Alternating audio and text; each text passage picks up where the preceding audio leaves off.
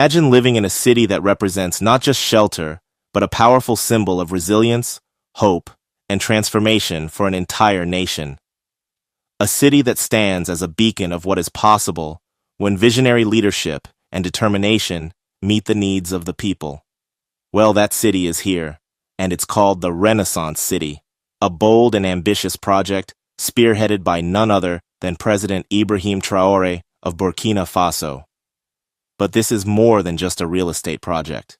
It's a declaration of independence from the chains of neocolonialism, a testament to the power of self-determination, and a blueprint for the future of Pan-African development. This housing project will not only change the skyline of Ouagadougou, but also the lives of 50,000 families by 2028. Could this be the model Africa needs for urban renewal and sustainable development? Drop your thoughts in the comments below as we dive deep into what makes President Traoré's Renaissance City so monumental. Let's start by acknowledging the harsh reality. Housing has become a pressing issue across Africa, and Burkina Faso is no exception.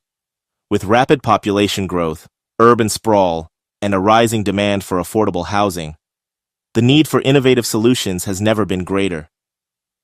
But while many governments remain stuck in outdated policies or rely on foreign aid, President Ibrahim Traoré is tackling this head-on with the Renaissance City initiative. Now, this isn't just about putting up giant skyscrapers or fancy villas for the rich. This is about building livable accommodations for ordinary Burkinabe people. The Renaissance City, located in Basinko, Ouagadougou, will house nearly 800 families in its first phase, with more to come. And the bigger picture? By 2028, Traoré's government aims to build a total of 50,000 housing units across the country. Isn't it time that Africa took charge of its destiny by creating solutions that cater to its people, rather than relying on foreign donors and corporate interests? What do you think?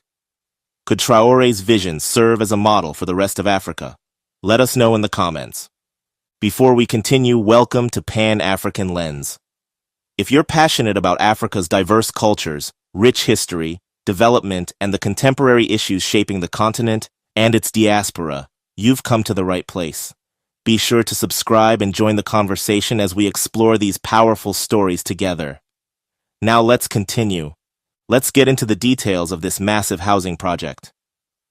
The Renaissance City is being developed by the Center for the Management of Cities, SEGECAI, and aims to provide sustainable, affordable housing in a country where demand far outweighs supply. The project itself spans 75 hectares in the Basinko district of Ouagadougou and includes several types of housing units. We're talking about 504 apartment units, spread across buildings of varying heights, R+3, R+4, and R+5 structures. So this is truly an urban solution designed to avoid sprawling and inefficient development. But it doesn't stop there.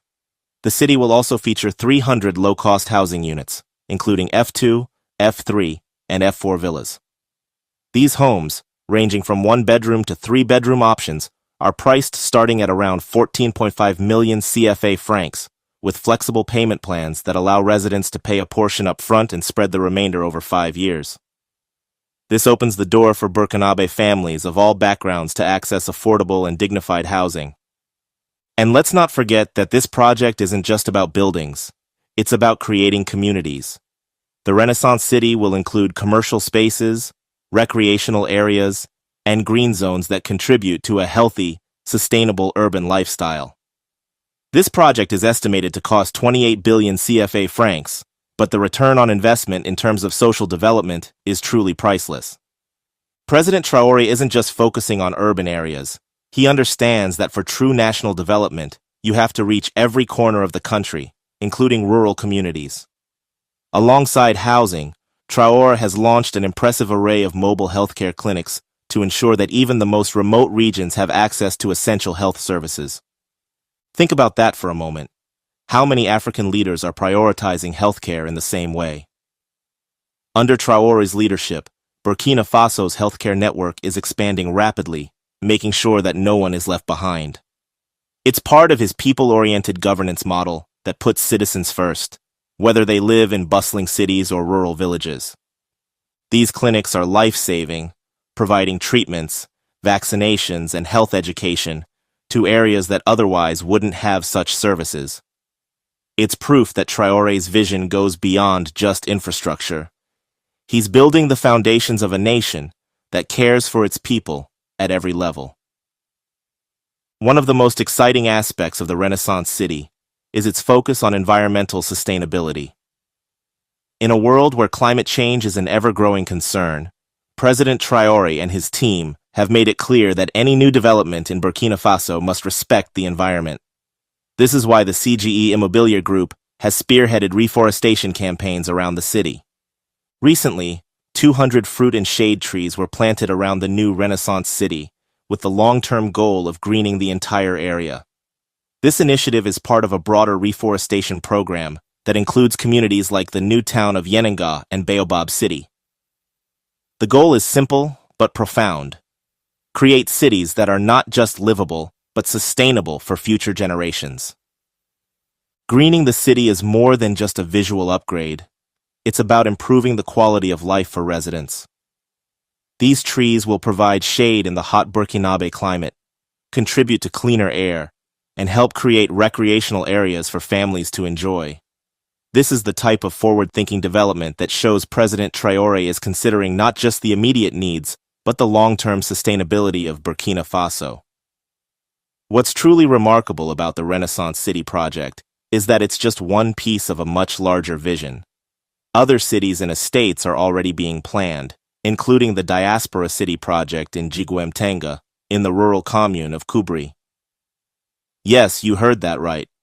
Burkina Faso is even reaching out to the African diaspora, offering opportunities for people of African descent worldwide to invest in and be part of these transformative projects.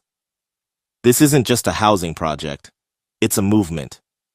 It's about reconnecting with the African diaspora, tapping into global expertise, and building cities that represent the future of African development. As Traoré leads Burkina Faso into a new era, he's setting the stage for other African nations to follow. So, what does all this mean for Africa? Can other nations in the Sahel and beyond take inspiration from Burkina Faso's bold approach to urban development? President Ibrahim Traoré is not just constructing buildings, he's constructing a new narrative for Africa. A narrative where governments take the lead in real estate and community development, where affordable housing is not a dream, but a reality for every citizen, and where the environment is treated as an asset, not an afterthought. In this, Traoré's leadership speaks to the heart of the Pan-African vision, a united, self-sufficient Africa, free from the shackles of foreign dependence and neocolonialism. Could this be the blueprint for how Africa rebuilds itself, city by city, project by project?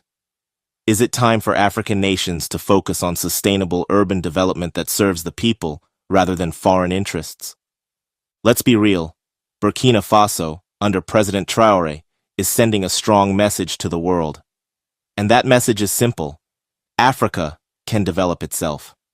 With projects like the Renaissance City, we are seeing the rise of a new Africa, one that builds its own cities, protects its own people, and invests in its own future. But we want to hear from you. Could this be the model that the rest of Africa follows? Could President Traoré's bold housing project inspire other nations to break free from the constraints of neocolonialism and take control of their own development? Let's discuss it in the comments below. And if you're inspired by Traoré's vision for Burkina Faso, hit that like button, share this video with your friends, and don't forget to subscribe for more updates on the groundbreaking developments happening across Africa. Welcome to Kisumo TV, your ultimate destination for thought-provoking content on church issues, politics, and trending topics. Dive into insightful discussions on sermons, uncovering hypocrisy within the church and exploring the intersection of faith and society. A deep dive into church issues. Explore the nuances of sermons, interpretations, and the challenges facing modern-day congregations, unmasking hypocrisy. We fearlessly dissect and discuss hypocrisy within religious institutions, fostering a dialogue for positive change. Political discourse. Stay informed with our unbiased take on political events and how they intersect with moral and ethical principles. Trending insight. From viral trends to societal movement, we keep you updated and engaged with what's happening around the world. Join our community of thinkers, seekers, and change makers. Hit subscribe and turn on notifications to never miss out on our latest video. Let's explore, question, and learn together at Kisumu TV.